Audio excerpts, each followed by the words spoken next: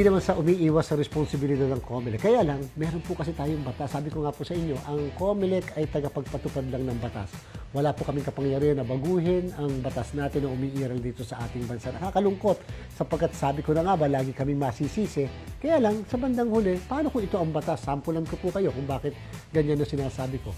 Huwag na po nating tawagin silang flying voters. Matagal na po yan, kumita na yung pangalang yan.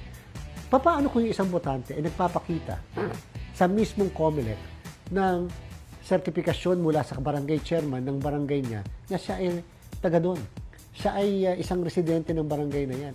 Sabi po ng Korte Suprema na po yan sa isang kaso po na sa Billy versus COMELEC. Ang sabi ng Supreme Court, basta magpakita ng barangay certification ay isa sa pinakamataas na ebidensya na nakatira yung taong yan.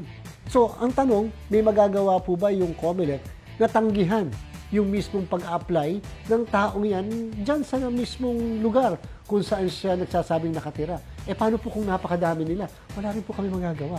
Kaya nga po ang pinaglalaban namin, tanggalin ang barangay certification bilang ebidensya na sila'y nakatira doon. Kasi po nawe-weaponize, nagagamit ng iilan, lalo na ng ilang barangay officials, para padamihin ang bilang ng mga botante sa kanilang lugar na hindi mo kayang pigilan dahil pinoprovide ng batas at ng desisyon ng Korte Suprema. Yan po, sasabihin natin bakit pinapayagan kahit nagaling na dito.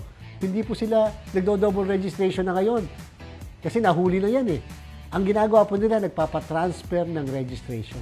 Mula doon sa sinabi niyong bundok, papupunta ngayon sa Kapatagan, dito magpaparehistro, transfer of registration. Ano ipapakitang ID? Hindi ID. Barangay certification. Saan galing? Doon sa nililipatan na barangay.